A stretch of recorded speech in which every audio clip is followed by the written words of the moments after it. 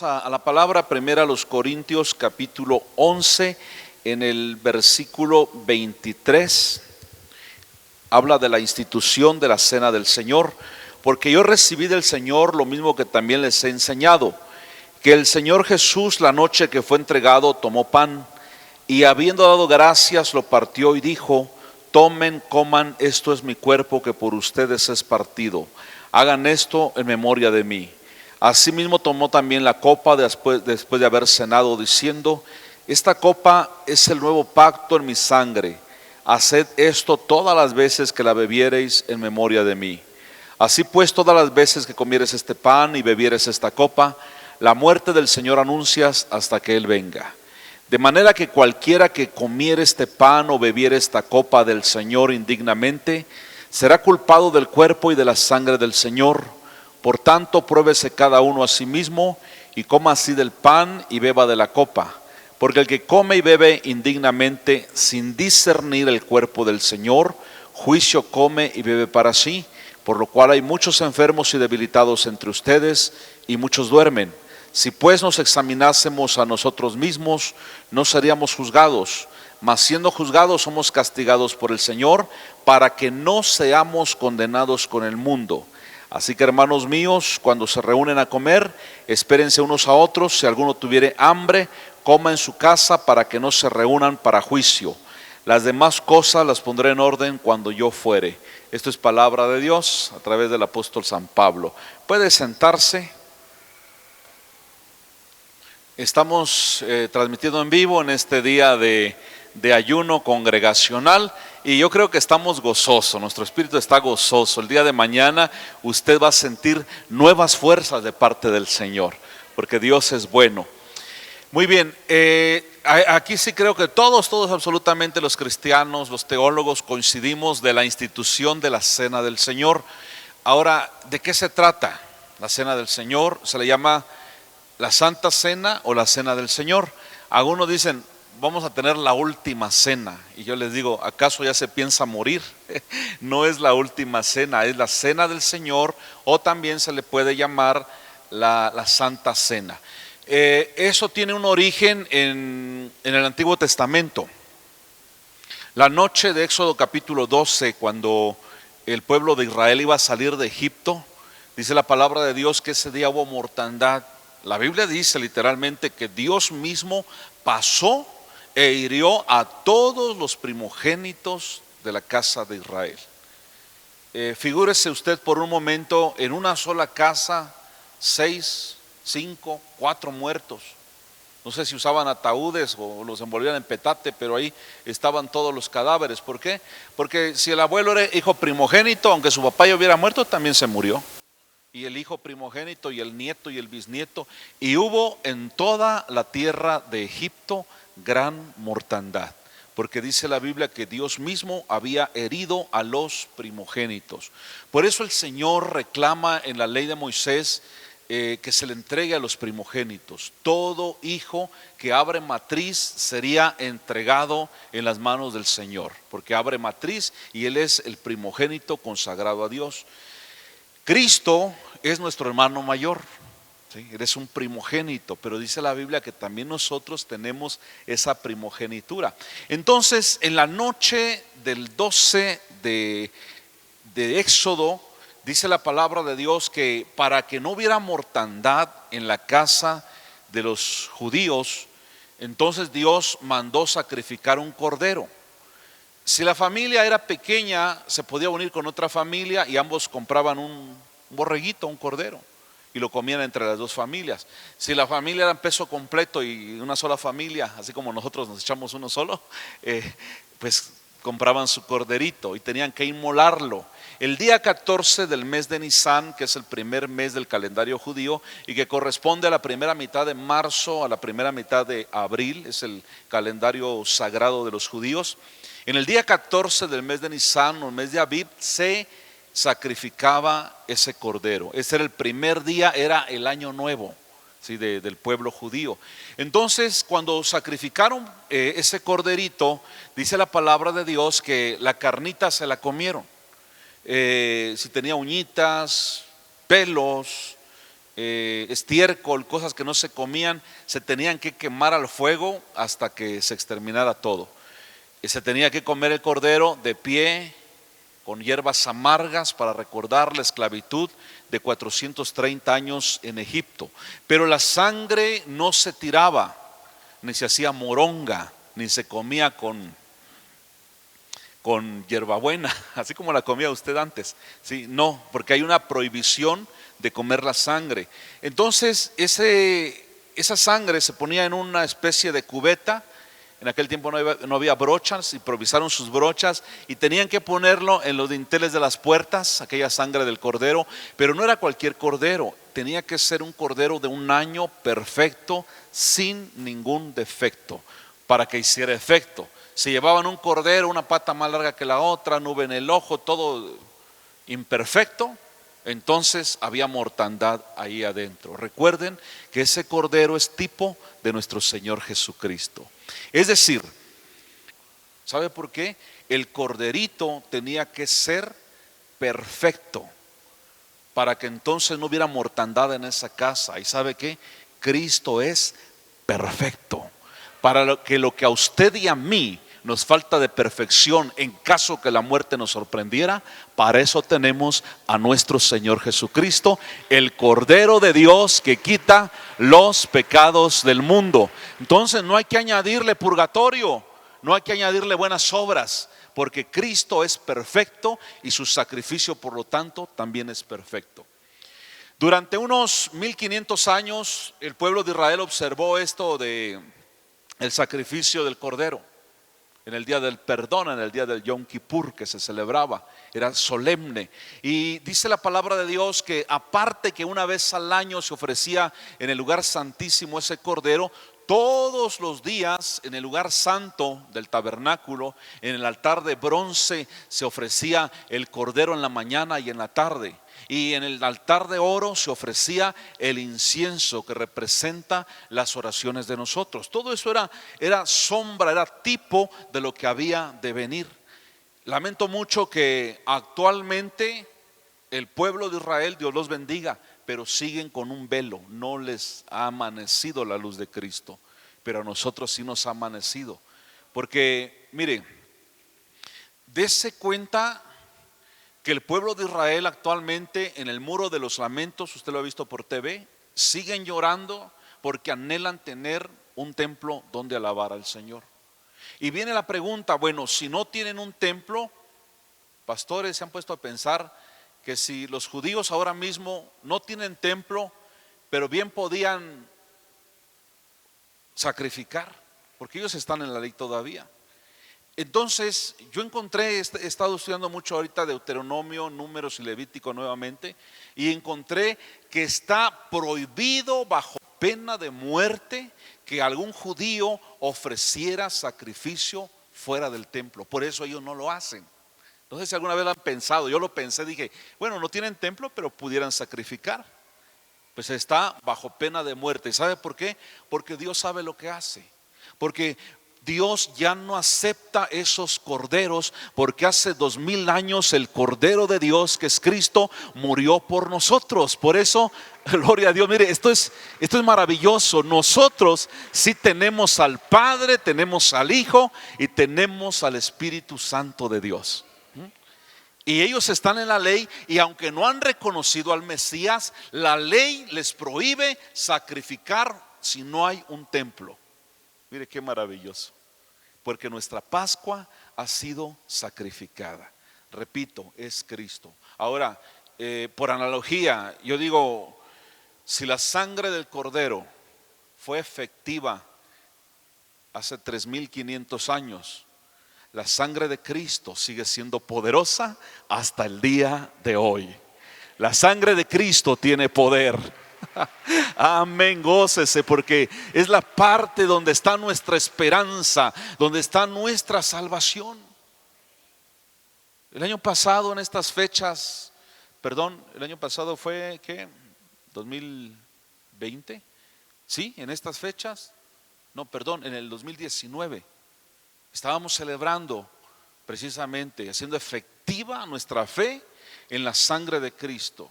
y pidiéndole a Dios que así como en Egipto hubo mortandad y sobre el mundo ha venido mortandad, que Él tuviera misericordia de nosotros y nos guardara. Y yo creo, hermanos, que hasta aquí el Señor nos ha guardado. Por eso es tan importante que hagamos esto antes de entrar al 2022, en la recta final de este 2021, diciéndole al Señor que todavía confiamos en Él. En la mañana exponía de que Jesús dijo: hallaré fe. Amén. Señor, esto que vamos a hacer es fe. Porque cuando una persona se convierte a Cristo y se bautiza, empieza su carrera. Pero cuando una persona cristiana bautizada celebra la cena del Señor, le puede decir: Señor, ¿qué crees? Todavía te estoy esperando. Yo tengo 30 años esperando a Cristo. Y cada vez que bautizo y cada vez que celebro la cena del Señor, para mí es el mismo regocijo de hace 30 años. Porque cuando celebramos la cena del Señor, tenemos comunión con Él, y dice el Señor: cada vez que comas este pan y bebas esta copa, mi muerte anuncias hasta que yo venga. Note usted que el Señor no nos manda a celebrar su nacimiento o la Navidad, pero sí su muerte. Porque pudo haber nacido y pudo no haber muerto por nosotros. ¿Se ha pensado en eso? Por eso no celebramos el nacimiento, pero sí la muerte, porque esa muerte conlleva también una resurrección poderosa. ¿Se da usted cuenta cómo está el asunto? Por eso en la parte final que leímos, quiero explicarlo también, dice el apóstol Pablo: el que come y bebe indignamente sin discernir el cuerpo de Cristo, juicio come y bebe para sí. Si usted ve en el contexto por qué el apóstol dijo esto, resulta que la iglesia de los Corintios eran unos tremendos. Mientras unos hasta borrachos quedaban, otros quedaban con hambre. Entonces el apóstol les recrimina, los regaña, dice: al llegar a este punto no los alabo, están reprobados. ¿Cómo es posible que mientras algunos se emborrachan, ¿dónde? Adentro del templo, otros quedan con hambre? ¿Acaso no tienen casas donde comer? ¿Acaso vienen para humillar a los que no tienen nada? De eso está hablando, porque cuando dice el que come y bebe indignamente, algunos lo han malinterpretado. Dicen: es que dice el Señor que si como indignamente no soy digno. Les hago una pregunta: ¿quién de nosotros sería digno en ese caso? Absolutamente nadie. El único digno es Cristo, ¿sí? Pero cuando habla de ser digno, no habla de la indignidad de la persona, sino habla de la indignidad del acto, porque ahí agrega el que come y bebe indignamente sin discernir. Por eso siempre tengo que explicar de qué se trata la cena del Señor. Si usted pasa a participar de la cena del Señor y por fe usted no entiende que el pan es su carne y la copa es su sangre, si usted no entiende eso y no lo hace por fe, juicio come y bebe para sí. Por eso siempre pedimos que las personas bautizadas participen en esto, porque ya tienen un compromiso con el Señor, han entendido ese compromiso con el Señor. Y no a los niños, porque al igual que el bautismo, los niños no disciernen lo que están haciendo. Ahora, algo más que quiero explicarles. La Biblia relata acerca de un hombre llamado José. Bueno, lo conocemos como José el soñador. ¿Cuántos se acuerdan de él? Que sus hermanos lo vendieron. De hecho, José yo lo veo también como un tipo de Cristo, porque José fue vendido por 20 monedas de plata, Cristo fue vendido por 30. José fue odiado por sus hermanos, Cristo fue odiado por sus hermanos. José vino a simbolizar y fue la salvación de toda su familia, de toda su raza, pudiera decir. Cristo también es la salvación para los judíos y también para nosotros, gloria a Dios. Y resulta que cuando José es vendido, usted sabe que por una difamación que le hicieron, es echado en la cárcel. Y estando en la cárcel encuentra a dos hombres. Uno, la Biblia le llama el copero del rey, el que le servía los alimentos, el que le daba el vino. Diga conmigo: vino. Ok. Y el otro era el que hacía el pan. Entonces el panadero y el copero del rey estaban presos porque habían cometido un ilícito contra su majestad el rey. Y estos estaban, dice la palabra de Dios, ahorita le voy a dar la cita, pero no quiero que se distraiga todavía. Mire, dice la Biblia que José estaba en la cárcel, halló gracia con el mero jefe y tenía ciertos privilegios. Y de pronto ve a estos hombres, el copero y el panadero, con cara de cucaracha fumigada, bien tristes. Y se acerca a José y les dice: señores, ¿qué les pasa? Y dicen estos: es que soñamos y no hay quien nos interprete los sueños.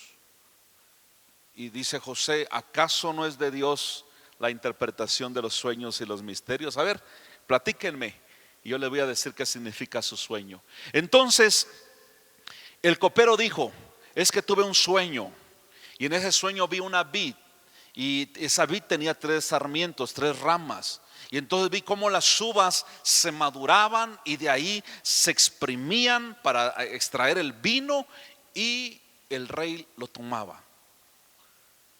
Dice José: esta es la interpretación. Los 3 sarmientos son 3 días. Dentro de 3 días vas a salir de aquí, escucha bien, y vas a volver a servirle vino al rey.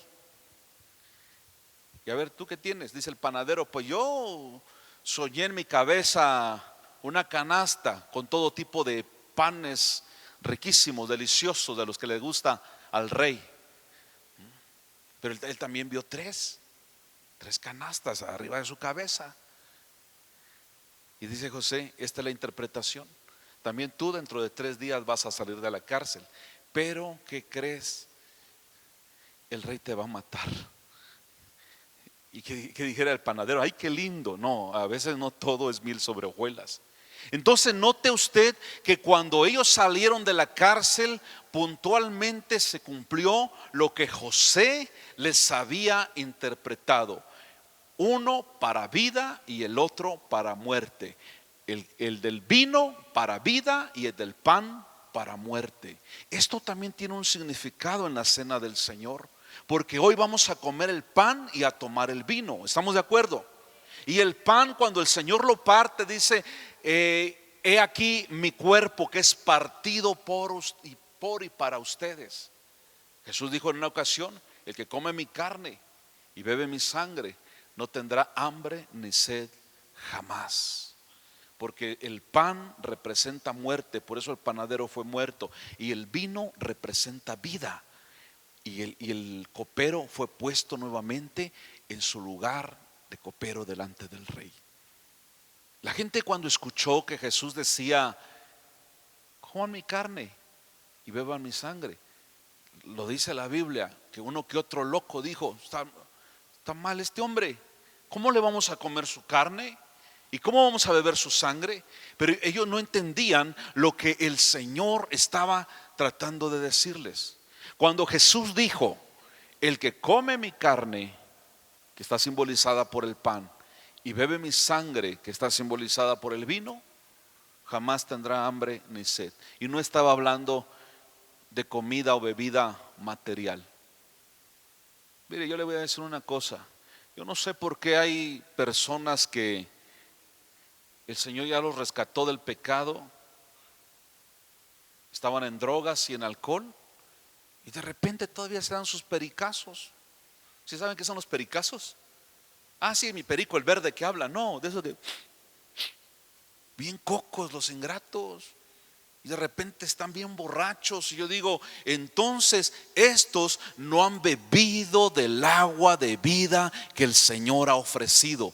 Porque si el Hijo te liberta, eres verdaderamente libre. Ya jamás volverás a ser un borracho y jamás volverás a ser un drogadicto. Las cosas del mundo ya no te van a llenar.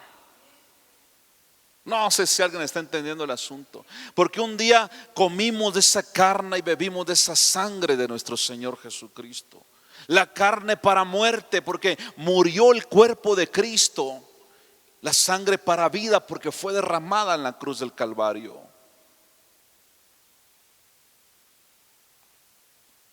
Si usted ya es libre, ¿por qué todavía de repente fuma? Ay, es que estos son mentolados y para el frío. No, eso ya no nos llena a nosotros. No sé si hay alguien acá. Embriagarte ya no le vas a encontrar chiste. Drogarte y mirar elefantes color de rosa ya no te va a llenar. Antes ibas al table dance a ver mujeres encueradas. Hoy si vas ahí te vas a sentir de lo peor. Bueno, siempre y cuando sea cristiano. Porque si no es cristiano y va a estar ahí cayendo la baba y, qué lindo. Pero cuando tú estás en Cristo, todo eso ya no te llena. Porque un día probaste del agua de la vida que el Señor da. Bendito sea el nombre del Señor. El panadero entendió que ese pan, bueno, más bien José le interpretó que ese pan simbolizaba la muerte. Y al copero, ¿sabes qué? Ese vino es la vida. La sangre de Cristo nos limpia de todo pecado. Pero Isaías, el profeta, dice que por su llaga hemos sido nosotros sanados. Cristo entregó su cuerpo para ser lastimado por nosotros, para que ahora usted y yo tengamos sanidad en el nombre de nuestro Señor Jesucristo. Y su sangre, hoy conmemoramos su muerte, porque su sangre para nosotros, ese vino, simboliza la vida. El Señor en ningún momento te está mandando a que te embriagues. Es más, no dice la Biblia es trago, dice es vino. Entienda que es vino. No es un vino que te embriaga con una copa. Si usted pone 1 litro de aquel vino con una copita chiquita de licor de 46 grados, tiene mucho más alcohol. Una sola copita de licor es el vino, dice el Señor, es el fruto de la vid. Y otra promesa del Señor dice: y no volveré a tomar del fruto de la vid hasta que lo beba nuevo con ustedes en el reino de mi Padre. Yo sé que para Dios el tiempo no es problema, porque un día es como 1000 años y 1000 años es como un día. Pero en nuestro tiempo, en el Cronos, puedo decirles, tiene 2000 años que Cristo no toma vino. Lo va a tomar con nosotros nuevo cuando estemos en las bodas del Cordero. Él lo prometió. Tal vez usted diga: pastor, pero ¿será que en el cielo hay deleite en el paladar, hay gusto por todo eso? Sí, claro que sí. Por eso el Señor dice: no volveré a tomar del fruto de la vid hasta que lleguen ustedes. Eso es lo que está diciendo el Señor. Por eso cuando nosotros celebramos la cena, la institución de la cena del Señor, el memorial de su muerte, acuérdate que si eres salvo no es porque seas muy bueno, es por el sacrificio de Cristo en la cruz del Calvario.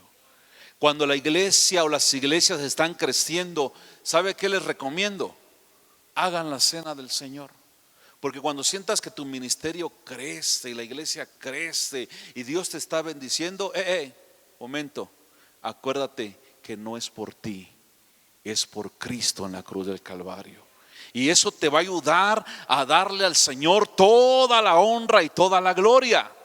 Cuando el ministerio está creciendo y usted está muy bendecido en todo, participe de la cena del Señor.